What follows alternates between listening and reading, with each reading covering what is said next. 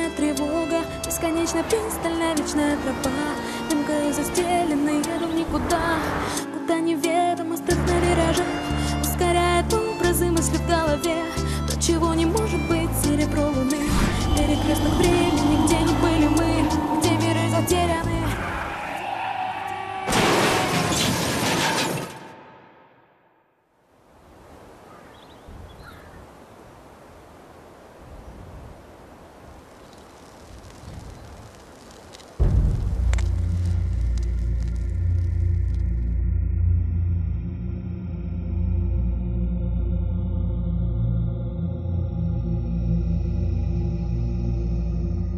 Що нам вдалося з'ясувати про історію замку, первісну історію замку?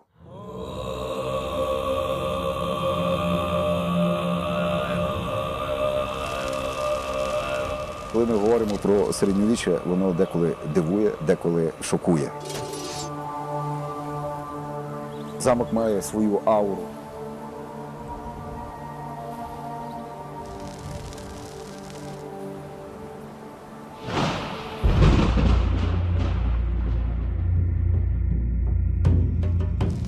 І задумала жорстока царівна на крутій горі, що над річкою Уж, серед дрімучих карпатських лісів побудувати собі кам'яну фортецю.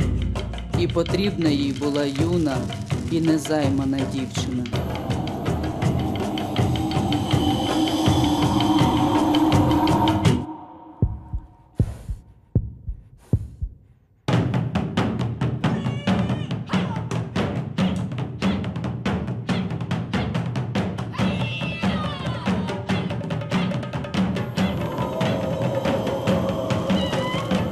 І ця замурована у камені полонянка зробить фортецю володарки неприступною. Коли в замок, який будується, замурувати дівчину молоду чи дитину, або навіть дорослу людину, то він буде неприступний. Стосовно того, що замурівка дівчат в стінах тих чи інших замків, думаю, що у нас такого не було. Замок – це прокляте місце, і вони самі про це кажуть, це дурне місце. До закінчення будівництва замку, камінного замку, було дуже сильне повстання, яке спиралось на православних бояр під проводом Петра Заворушника. Було захоплено багато полонених, і приблизно за хронологією якраз цей момент співпадає з початком камінного будівництва. Так от для того, щоб вони інтенсивніше працювали, я припускаю, цілком таке могло бути, стратили частину з них, просто щоб продемонструвати, що з ними буде, якщо вони будуть симулювати роботу, і їхню кров зцідили в розтвор. А що стосується конкретно Невицького замка, то я думаю, що це підтвердити не можна, але і побоюся того, чи можна це заперечити.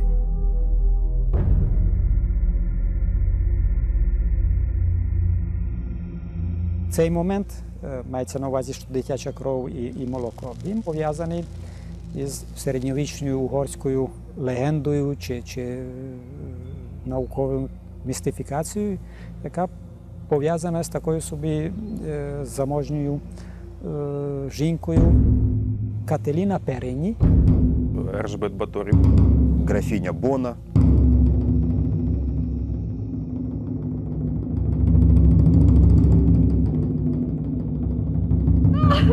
І наказала царівна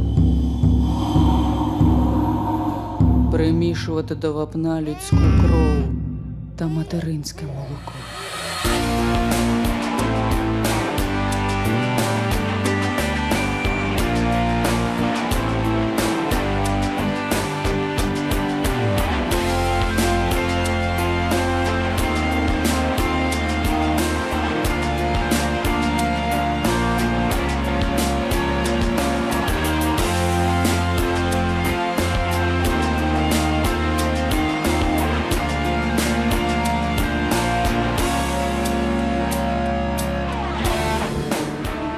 замок все-таки сооружение не маленькое даже по современным масштабам, а уж по тем-то и подавно. Уявіть собі Ужанську долину. Населення Ужгорода біля 300 чоловік. Населення Невицького замку і прилеглих територій біля 300 чоловік.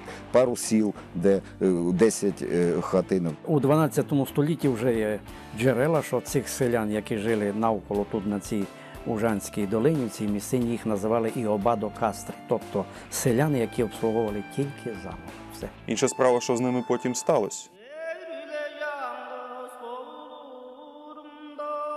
Ці всі підлеглі, кріпаки, як їх часто називають, вони не були такими бідними людьми, володіли значними маєтками.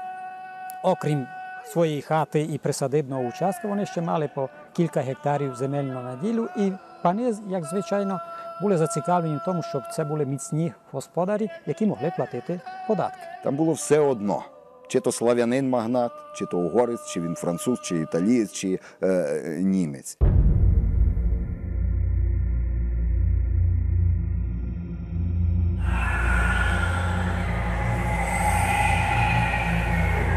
Все населення, округи, в першу чергу жінки, вони вкривалися тут, в Невицькому замку, ховалися, а чоловіки тим часом їх захищали. І звідси сама ця фраза «Невицький», «Невецький». Зрештою, гріх буде просто не згадати. Колов и голов на колах.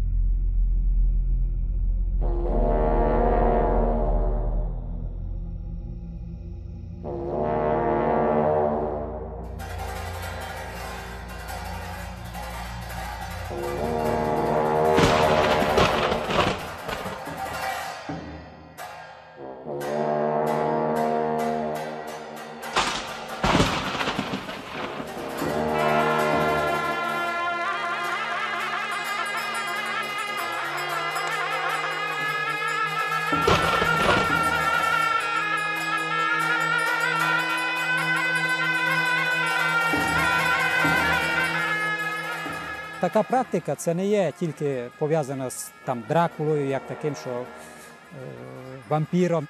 Це робили не тільки вельможі, це робили місцеве населення. Знімали голови і приносили, показували, доказували, що от я дійсно вбив стільки і стільки чоловіків. Чи були вони в родстві з Дракулою? Це було престижно. Я думаю, що були. Хто не вклонявся до самої землі, володарці замку, вмить голова того непокірного опинялася на палі.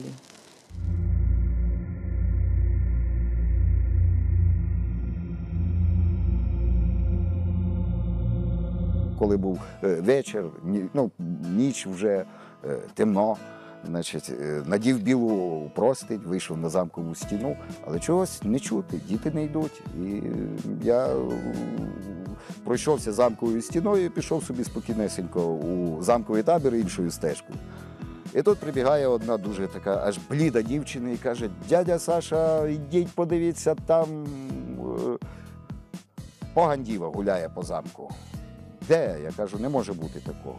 Всі студенти, всі школярі стоять бліді, вкопані, і всі дивляться, і всі мені показують, от там вона тільки що була, вон бачите, вона ще рухається. Ні, я в привидіння не вірю. Дядя Саша каже, вона така була красива, в неї такі були великі очі. Не вірю, не бачила.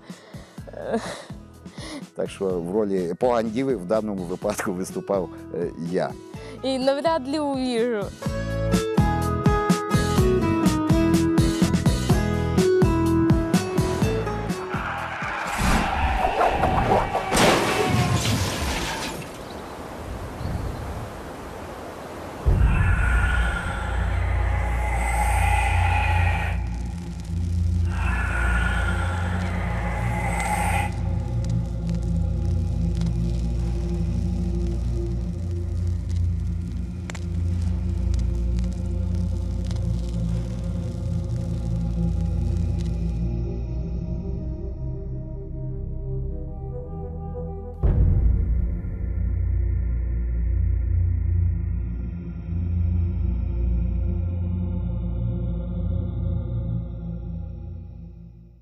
Я птицей в сон грядущий не вернусь. Мы алых трав, волнение, забвения. Мы лунным эхом, колокольный звон двух сердец, дыхание, мгновения. Небо видит грех святой любви. В диких ласках нежности стихи. Кровь и слезы метят на пути. Вечен страсть лукавое огниво.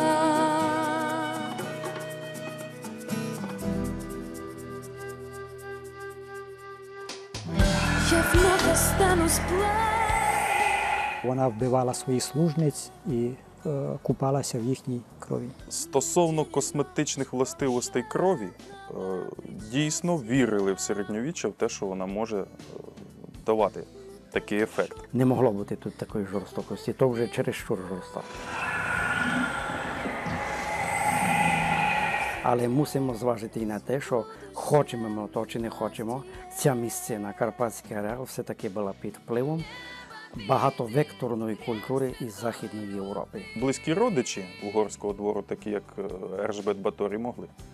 І не тільки могли, вони це робили. Коли проти неї була порушена судова справа якраз із-за цього, вона переховувалася саме у Невицькому замку у своїх родичів. Кровь и слезы метят на пути.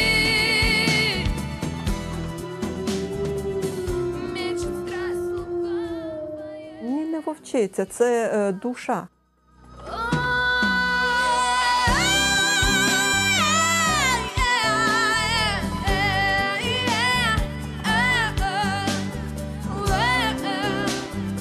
Погань, погань дівча. А той Янко був з Оріховиці, то сусіднє село.